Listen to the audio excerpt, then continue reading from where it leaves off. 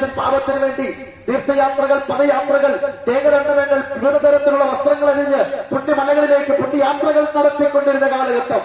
മനുഷ്യൻ തൊടുന്നതും പിടിക്കുന്നതും കാണുന്നതും തൊടുന്നതുമെല്ലാം പാപത്തിന്റെ ഘടകങ്ങളിൽ വരുന്നു. അങ്ങനെയെങ്കിൽ മനുഷ്യൻ പാപത്തിൽ വീണ് പോകപ്പെട്ട മനുഷ്യൻ, പാപിയായി തീരപ്പെട്ട മനുഷ്യൻ മൃഗങ്ങളെ കൊണ്ട് വഴിപാട് കഴിക്കുന്നു, അർപ്പണങ്ങളും തർപ്പണങ്ങളും നടത്തുന്നു, തീർത്ഥയാത്രകളും പദയാത്രകളൊക്കെ നടത്തിയിട്ട് മനുഷ്യന് പാപത്തിനൊരു പരിഹാരമില്ലാതെ വന്നപ്പോൾ മനുഷ്യൻ തന്നെ ദൈവങ്ങളോട് ചോദിച്ചു, അല്ലയോ ദൈവങ്ങളെ, മാനവകുലത്തിന്റെ പാപത്തിന് വേണ്ടി ആർക്ക് കടന്നു വരാൻ കഴിയും? ഞങ്ങൾ പാപിയായിരിക്കുന്നത് കൊണ്ട് ചെയ്യുന്നതെല്ലാം പാപമാണ്, കർമ്മപദത്തിൽ പാപമാണ്. എന്നാൽ ഈ പാപത്തിന് പരിഹാരം തരാൻ ആർക്ക് കഴിയുമെന്ന് മനുഷ്യന്റെ ഹൃദയം പൊട്ടിയുള്ള കരച്ചിൽ, മൃഗബലിയും നരബലിയുമെല്ലാം അമ്മേ പരാജയപ്പെട്ടപ്പോൾ ദൈവം തന്നെ, സാക്ഷാൽ പരബ്രഹ്മ, സാക്ഷാൽ ദൈവം, അഖിലജരാചരത്തെ ഒരൊറ്റ വാക്കുകൊണ്ട് ഉളവാക്കപ്പെട്ട സാക്ഷാൽ ദൈവം തന്നെ തന്റെ സ്വന്തം പുത്രനായിരിക്കുന്ന ക്രിസ്തുവേശു എന്ന നല്ല രക്ഷകനെ ഈ ഭൂമിയിലേക്ക് അയച്ചു.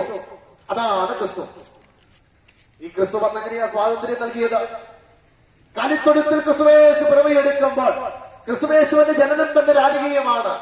ക്രിസ്തുവേശു കാലിത്തൊഴുത്തിൽ പിറവിയെടുക്കുമ്പോൾ മാലാഖമാർ ഒരേ സ്വരത്തിൽ ഒന്നടങ്കം പാടി, അത്യുന്നതങ്ങളിൽ ദൈവത്തിന് സ്തുതി, ഭൂമിയിൽ ദൈവപ്രസാദമുള്ള മനുഷ്യർക്കും സമാധാനം.